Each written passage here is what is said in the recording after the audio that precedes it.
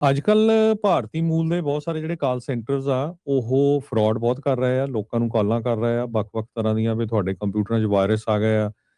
ਕੋਈ ਕਹਿ ਰਿਹਾ ਜੀ ਤੁਸੀਂ ਟ੍ਰਾਂਜੈਕਸ਼ਨ ਕੀਤਾ ਆ ਵੱਡਾ ਤੇ ਤੁਹਾਡੇ ਅਗੇਂਸਟ ਫਰੋਡ ਦੇ ਚਾਰਜਸ ਆ, ਤੁਹਾਨੂੰ ਐਕਸਟ੍ਰਾਡਾਈਟ ਕੀਤਾ ਜਾਊਗਾ। ਤੇ ਇੱਥੋਂ ਤੱਕ ਕਿ ਇਹ ਕੁਛ ਜਿਹੜੇ ਅਮਰੀਕਾ ਦੇ ਵਿੱਚ ਪੁਲਿਸ ਵਰਦੀ ਦੇ ਵਿੱਚ ਬੈਠੇ ਲੋਕ ਵੀ ਉਹਨਾਂ ਨਾਲ ਵੀਡੀਓ ਦੇ ਉੱਤੇ ਗੱਲਬਾਤ ਕਰਾ ਦਿੰਦੇ ਹੈਗੇ ਆ। ਇਹ ਪਿਛਲੇ ਸਮਿਆਂ ਦੇ ਵਿੱਚ ਆਪਾਂ ਤੁਹਾਡੇ ਨਾਲ ਸਾਂਝੀ ਕਰਦੇ ਰਹੇ ਹਾਂ ਵੀ ਕਿਸ ਤਰ੍ਹਾਂ ਜਿਹੜਾ ਫਰਾਡ ਚੱਲ ਰਿਹਾ ਹੈਗਾ।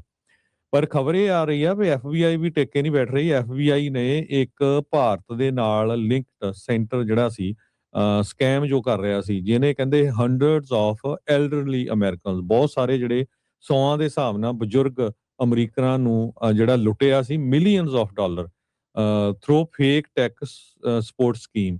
ਉਹਨਾਂ ਨੂੰ ਅਰੈਸਟ ਕਰ ਲਿਆ ਹੈਗਾ ਤੇ ਜਿਹੜਾ ਆਪਰੇਸ਼ਨ ਸੀਗਾ ਫਰਾਡ ਨੈਟਵਰਕ ਇੰਡੀਆ ਦੇ ਵਿੱਚ ਸੈਟਅਪ ਕੀਤਾ ਸੀ। ਯੂਐਸ ਬੇਸਡ ਟੈਲੀਕਾਮ ਐਗਜ਼ੀਕਿਊਟਿਵ ਜਿਹੜੇ ਸੀ ਉਹਨਾਂ ਨੇ ਰਾਊਟ ਸਕੈਮ ਕਾਲਸ ਕੀਤੀਆਂ ਸੀਗੀਆਂ। ਸੋ ਐਫਬੀਆਈ ਦਾ ਬੋਸਟਨ ਡਿਵੀਜ਼ਨ, ਐਡਮ ਜੰਗ ਆਫ ਫਲੋਰੀਡਾ ਤੇ ਹੈਰੀਸਨ ਗਵੇਸ ਆਫ ਲਾਸ ਵੈਗਸ, ਇਹ ਟੈਲੀਕਾਮ ਕੰਪਨੀ ਜਿਹੜੀ ਆ ਰਿੰਗਵਾ ਕਰਕੇ ਆ ਉਸ ਨੂੰ ਆਪਰੇਟ ਕਰਦੇ ਸੀ, ਜੋ ਕਿ ਫੋਨ ਨੂੰ ਰਾਊਟਿੰਗ ਕਰਦੇ ਸੀ ਤੇ ਟਰੈਕਿੰਗ ਸਰਵਿਸਿਜ਼ ਓਵਰਸੀ ਜਿਹੜੇ ਸੀਗੇ ਫਰਾਡਸਟਰ ਉਹਨਾਂ ਨੂੰ ਦਿੰਦੇ ਸੀ। ਪ੍ਰੋਸੀਕਿਊਟਰਸ ਨੇ ਕਿਹਾ ਵੀ ਜਿਹੜੇ ਐਗਜ਼ੀਕਿਊਟਿਵ ਸੀ ਉਹਨਾਂ ਨੂੰ ਪਤਾ ਸੀ ਵੀ ਜਿਹੜੇ ਉਹਨਾਂ ਦੇ ਕਲਾਇੰਟ ਆ ਉਹ ਸਕੈਮ ਰਨ ਕਰ ਰਹੇ ਹੈਗੇ ਆ, ਪਰ ਫਿਰ ਵੀ ਉਹ ਉਹਨਾਂ ਦੀ ਜਿਹੜੀ ਹੈਲਪ ਕਰਦੇ ਰਹੇ। ਈਵਨ ਦੋ ਜਿਹੜੀਆਂ ਕੁਝ ਕੰਪਲੇਨ ਵੀ ਸੀਗੀਆਂ, ਅਕਾਊਂਟ ਵੀ ਕਈਆਂ ਦੇ ਸਸਪੈਂਡ ਹੋਏ ਹੈਗੇ ਆ। ਸੋ ਦੋਨੋਂ ਜਣਿਆਂ ਨੇ ਜੂਨ 2000 ਦੋਨਾਂ ਨੇ ਗਿਲਟੀ ਕਰ ਲਿਆ ਹੈਗਾ ਫੈਡਰਲ ਚਾਰजेस ਤੇ ਉਹਨਾਂ ਦੀ ਜਿਹੜੀ ਸੈਂਟੈਂਸਿੰਗ ਆ ਹੁਣ ਜੂਨ 2026 ਚ ਹੋਣੀ ਆ। ਇਨਵੈਸਟੀਗੇਸ਼ਨ ਦੇ ਥਰੂ ਜਿਹੜੇ ਇੰਡੀਅਨ ਨੈਸ਼ਨਲ ਭਾਰਤੀ ਮੂਲ ਦੇ ਜਿਹੜੇ ਨੈਸ਼ਨਲ ਜਿਹੜੇ ਫੜੇ ਗਏ ਆ ਉਹਨਾਂ 'ਚ ਸਾਹਿਲ ਨਾਰਿੰਗ, ਚਿਰਾਗ ਸਚਦੇਵਾ, ਅਬਰਾਰ ਅੰਜਮ, ਮਨੀਸ਼ ਕੁਮਾਰ ਤੇ ਜਗਮੀਤ ਸਿੰਘ ਬਿਰਕ ਇਹਨਾਂ ਦੇ ਨਾਂ ਦੱਸੇ ਗਏ ਹੈਗੇ ਆ।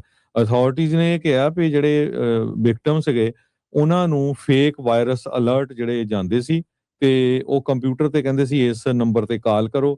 ਜਦੋਂ ਕਾਲ ਕਰਦੇ ਸੀ ਤੇ ਉਹ ਫਿਰ ਵਿਕਟਮਸ ਨੂੰ ਕਹਿੰਦੇ ਸੀ ਵੀ ਤੁਹਾਨੂੰ ਜਿਹੜੇ ਆ ਇਹ ਪੈਸੇ ਪੇ ਕਰਨੇ ਪੈਣੇ ਆ ਜਾਂ ਕਾਰਡ ਦੇ ਥਰੂ ਜਾਂ ਡਿਫਰੈਂਟ ਤਰੀਕੇ ਦੇ ਥਰੂ, ਤੇ ਉਹ ਪੂਰਾ ਫਾਈਨੈਂਸ਼ੀਅਲ ਡਾਟਾ ਵੀ ਚੋਰੀ ਕਰ ਲੈਂਦੇ ਸੀ ਜਦੋਂ ਕਹਿੰਦੇ ਸੀ ਅਸੀਂ ਤੁਹਾਡਾ ਜਿਹੜਾ ਕੰਪਿਊਟਰ ਆ ਉਹ ਵਾਇਰਸ ਤੋਂ ਕਲੀਨ ਕਰ ਦਿੰਨੇ ਆ।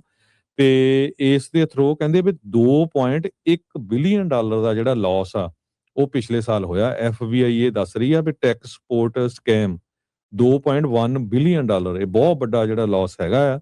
ਸੋ ਇਹ ਜਿਹੜੇ ਕ੍ਰਿਮੀਨਲ ਨੈਟਵਰਕਸ ਆ, ਐਫਬੀਆਈ ਵਾਲੇ ਕਹਿੰਦੇ ਅਸੀਂ ਉਹਨਾਂ ਨੂੰ ਟਿਕਣ ਨਹੀਂ ਦੇਵਾਂਗੇ ਤੇ ਅਰੈਸਟ ਕਰਾਂਗੇ ਜਿੱਦਾਂ ਅਸੀਂ ਇਹ ਲੋਕ ਅਰੈਸਟ ਕੀਤੇ ਹੈਗੇ ਆ।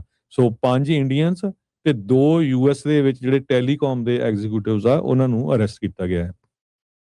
ਜੀ, ਸੋ ਲੋਕਾਂ ਨੂੰ ਠੱਗਣ ਦਾ ਇਹਨਾਂ ਨੇ ਧੰਦਾ ਜਿਹੜਾ ਇਹ ਬਣਾਇਆ ਇਹ ਰੁਕ ਨਹੀਂ ਰਿਹਾ ਹੈਗਾ। ਉੱਦਾਂ ਕਈ ਤਰੀਕੇ ਦੀਆਂ ਗੱਲਾਂ ਕਾਂਗਰਸ ਦੇ ਵਿੱਚ ਚੱਲਦੀਆਂ ਜਾ ਰਹੀਆਂ, ਬੜਾ ਕੁਛ ਜਿਹੜਾ ਉਹ ਹੋ ਰਿਹਾ, ਬਟ ਇਹ ਕੰਮ ਰੁਕ ਨਹੀਂ ਰਿਹਾ।